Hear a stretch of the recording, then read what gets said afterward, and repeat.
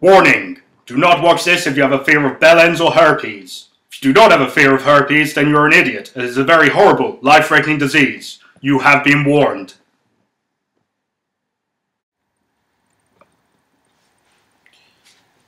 Ah, hello there.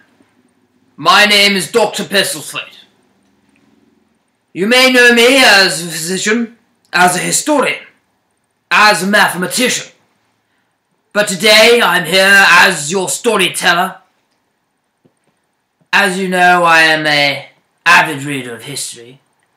And what better story from history's tales as of the story of King Shrew, which today I shall tell to you in minute and specific detail. Shall we begin? Very well. Great, isn't it, being given the title of King of Shrews? It all started 12 years and 13 months ago. I was lying under a badger's grandma, looking deep into her anus, when all of a sudden a milky warbler to my left leapt straight onto the top of a small pig. Whilst, mind you, it was taking a piss. I couldn't believe my eyes. This had never been experienced before by badger bathers anywhere worldwide. So, decided to consult my handbook. The passage read, "Badger bathers, beware of him, the milky warbler means eternal sin, for he who sees the warbler's deeds may end up getting special needs." I laughed really hard. Special needs? Retards are so funny. However, I was completely oblivious about what forthcoming events were about to follow. I went home, and after watching The Weakest Link furiously masturbating over Anne Robertson, there was a knock at the door. I pulled at the curtain and saw a strange silhouette of an erect shrew.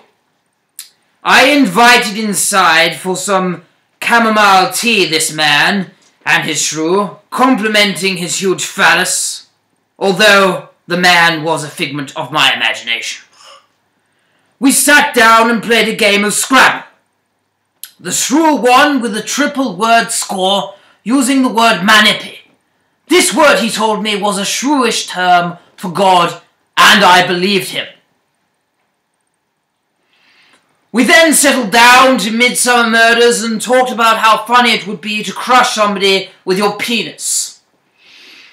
After that, I showed him the spare room, tucked him in, and kissed him goodnight on the foreskin. I slept really easy that night, dreaming of penises crushing Mr. Men characters. I had a bit of a laugh at that one, I can tell you. I walked downstairs, and after making 2 portions of ready brek with a side of cauliflower. Yes, cauliflowers, they remind me of the summertime, you know.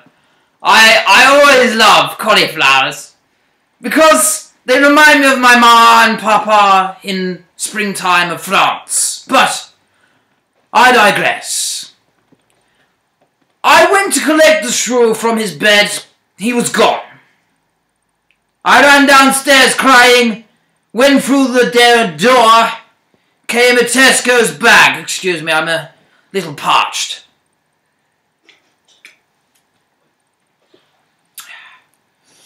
When through the door came a Tesco's bag, being carried by the shrew.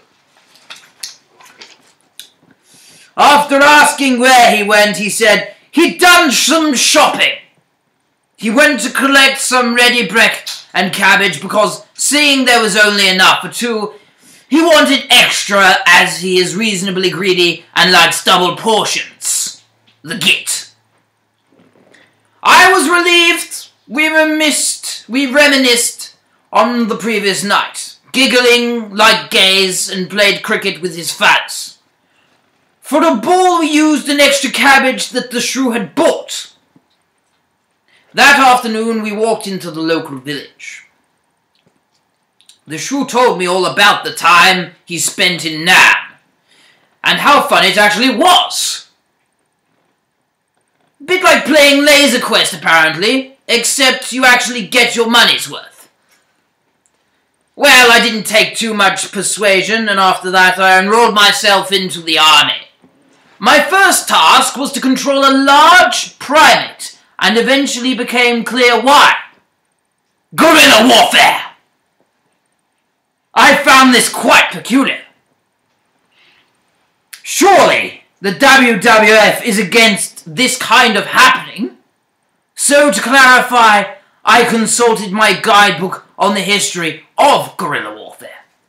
Turns out I was mistaken. The WWF is the sworn enemy of the guerrilla. This is due to an event that happened in 1937. One guerrilla was saved by the WWF executive or something like that.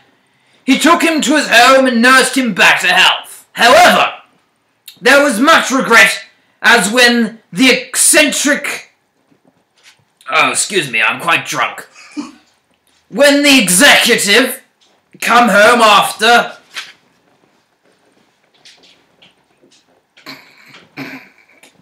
work one day, he found the gorilla's fully erect phallus in the neck of his decapitated wife. Anyway, 12 years and 12 months passed, and the war eventually over. We flew back to the United Kingdom, but only to be concerned. As we landed, this is what we saw. Shrews were guiding their babies attached to their mothers by grabbing the tails, and not just the one lot. There were thousands! Skyscrapers reached soaring heights of toadstools, and in the distance was the rotting remains of human civilization. That's when it suddenly hit me. A small shrew dropping from the top of a tree hit my foot and knocked me out. For 5 weeks, I was unconscious. But waking up, I was the last human on the planet. But why me? Why was I left alive? Suddenly a squeak echoed. The room that I was within, and a shrew appeared there before me. I recognized him. It was the shrew I'd seen 13 years ago. However, before I could say anything, he leant forward, balanced on his belly, and began to spin. I felt quite nervous, but a past memory led me back to the Milky Warbler's curse. Consulting my handbook once again, it confirmed my suspicions. I laughed to myself again as I remembered special needs.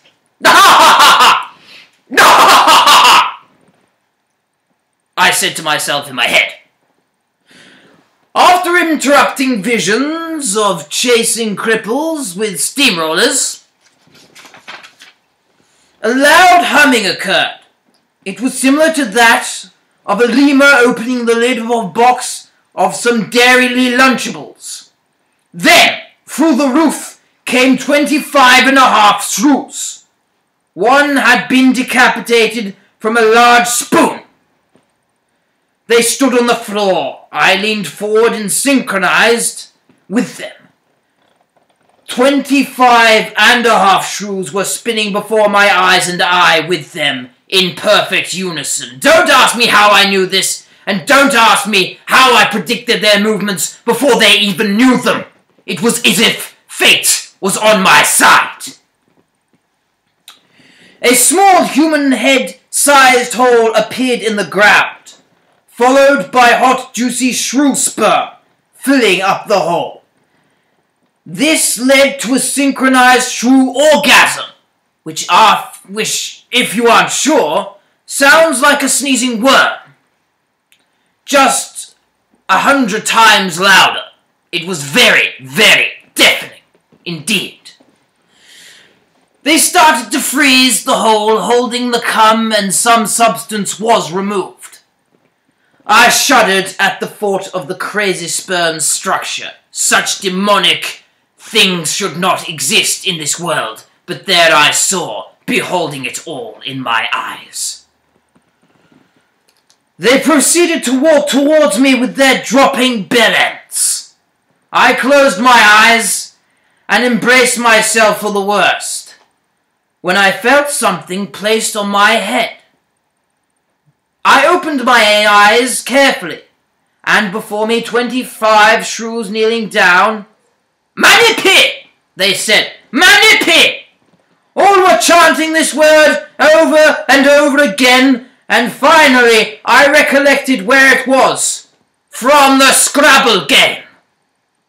The term means God. After 5 years of learning Shrewis, I thanked them for their gratitude. I also thought I would rather be called king instead of God, and reside upon the Shrewish world and their kingdom. They agreed with this, so I proceeded with my reign.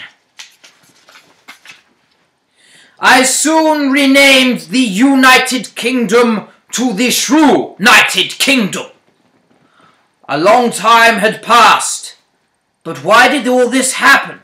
Then I realized. During my stint in Vietnam, we had a fancy dress party. On our final night to celebrate the win, the Shrew had inspired me. So I wore a unique costume, that of a Shrew. On our descent back home, I awoke the following morning and must have forgotten I was wearing it. Hangover was bad, and obviously shock of humanity was making my mind wander. When I was suddenly knocked out, every last human dead, but due to the suit, that one miracle suit that I had worn, the Shrews saw me as one of their own. The years of learning Shrewish were tough, but I never removed the suit, as it probably would have killed me. However, this non-removal of the suit proved to be a bad idea anyway.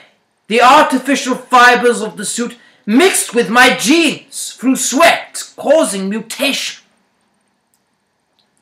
This led to the herpes virus being contracted. This is now a very painful process, but I am determined to be the best herpes-ridden king ever. The warbler's curse was correct. I was practically retarded. But I'd led the Shrew army to multiple victories, and hopefully many more. Unfortunately, that night I choked on a baked bean, and in memory of my grave, it read, "Andy, King of the Shrews, been and gone, this is my tale, I hope you pass it on."